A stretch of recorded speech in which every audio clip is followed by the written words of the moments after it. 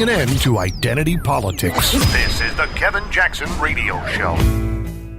Welcome back, everybody. Boy, I'm still reeling over what Hillary Clinton said about India. I mean, in India about Trump and, black people and women and Indians and, just segregating the countries, segmenting the country into all these different pieces and pretending that she was the one who's driving the best of America as she now scrounges for a living. I don't know. I'm going to look and see how the Clinton Foundation is doing, but they can't be doing that great. And let me tell you, I know a lot of us are still, the left are trying to make us believe that all these scandals are going to go away. They're not going away. They finally poked the tiger enough where Donald Trump is starting to solve problems.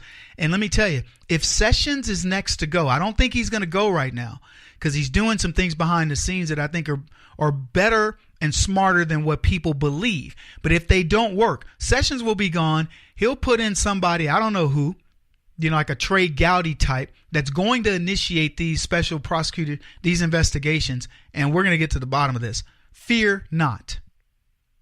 We're only in March. We got a little bit of ways to go. And don't be surprised if a lot of this stuff happens in October, because as Trump gets smarter, year 2 is going to be amazing. He's going to have the operatives in place. He's going to have the swamp pretty much drained and know who's who, and he's going to put the hammer down. And don't be surprised if the October surprise are indictments on indictments of leftists out the wazoo. Let me tell you, you're going to continue to see Democrats fleeing the ship all year long. Trust me on this, folks. And Donald Trump's going to continue to refine his team. And that team's going to get better and better. I'll ask you this. Is Katrina Pearson heads and shoulders better than Omarosa? I'd say. Mike Pompeo, sorry, Mr. Tillerson, he's a much better choice. From a CIA perspective, I like Pompeo, but I love that he's got this lady who was right there with Rodriguez. I think that's what his name was. Anyway, he was a guy that was director of clandestine services, and she watched him do his job, and she's now ready to move forward. I'm telling you, he's putting good people on top of people that weren't bad, but could be better. And you're going to watch this occur. And the left are going, there's turnover. Good. I hope there's turnover. I hope there's more. Anyway, here's another thing that happened with Rex Tillerson that they say might have led to this. Now, I say Tillerson's firing was because they didn't have the same personality.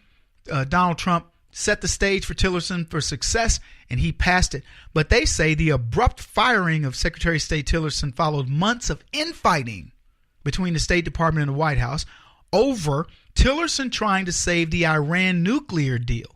And that means he ignored President Trump's demand that agreement be fixed or completely scrapped by the United States. Now, I'm going to tell you, I don't know what Tillerson's motivation would have been to do this, because his job is to pretty much follow what the president sets. That's what's so, I don't know, you can call it beautiful about what you do for Trump, or some people it might be the bad thing. If you don't agree with the way he's going, maybe it isn't so beautiful.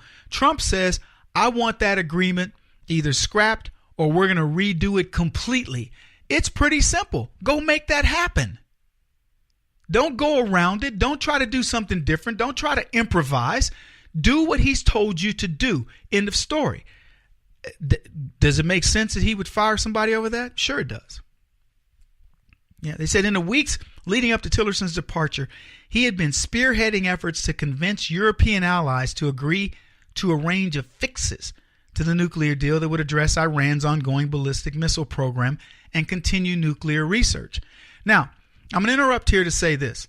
There is no fixing Iran.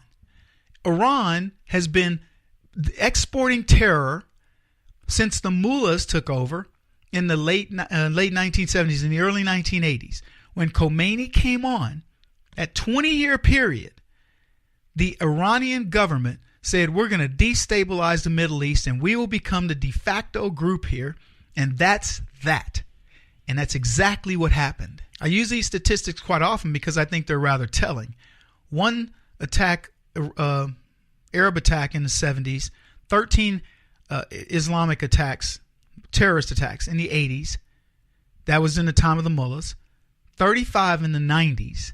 And in the year 2000, over 2,000 attacks.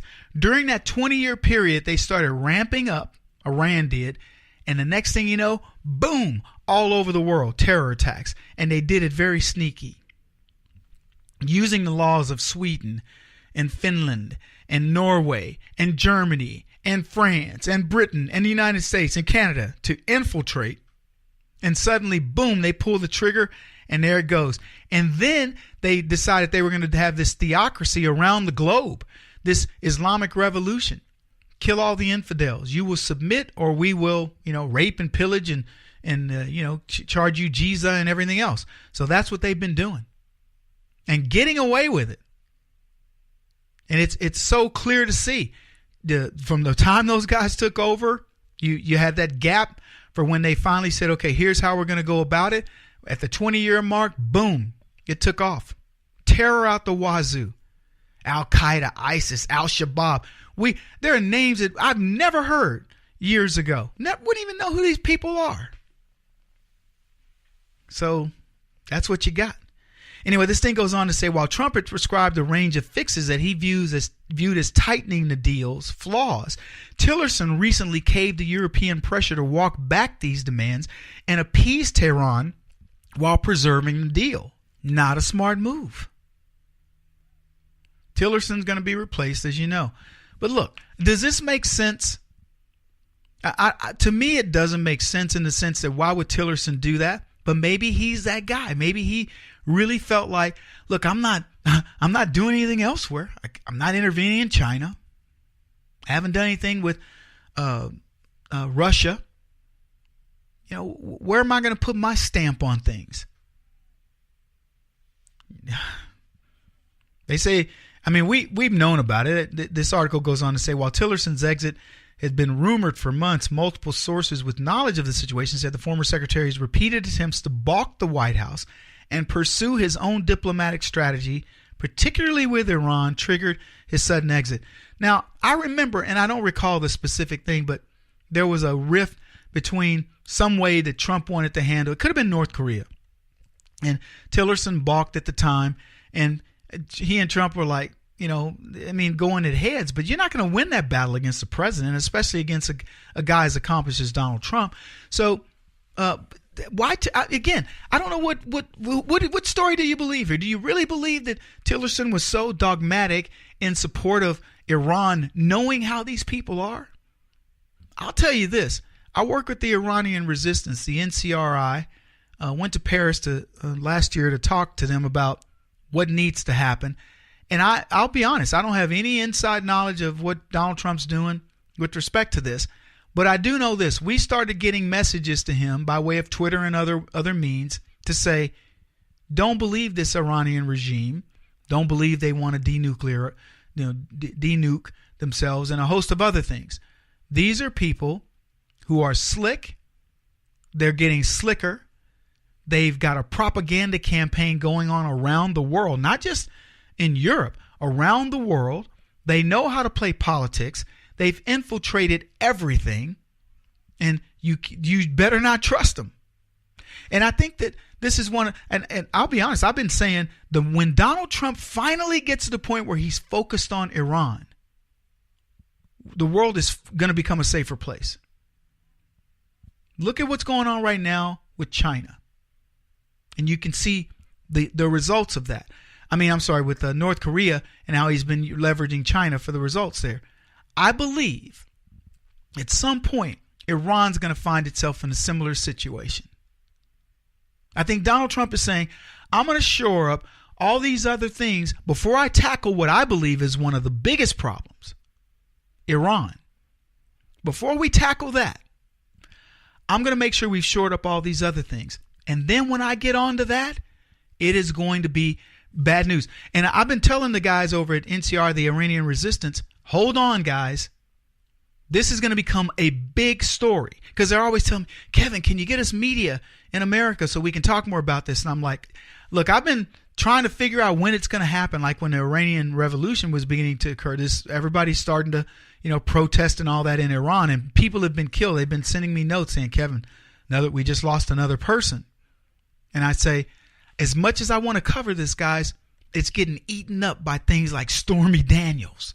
How sick is that? It's getting eaten up in the news cycle. But when it comes, it's going to come big. And you guys have to be ready. You got to be ready with video, etc. These guys are poised and ready to go. I can't wait to get some of this stuff out that you're going to, that's being talked about right now. Got to leave it there. He won't stop until he's the top-rated radio talk show host in America. What kind of weird competitive freak are you? This is the Kevin Jackson Radio Show.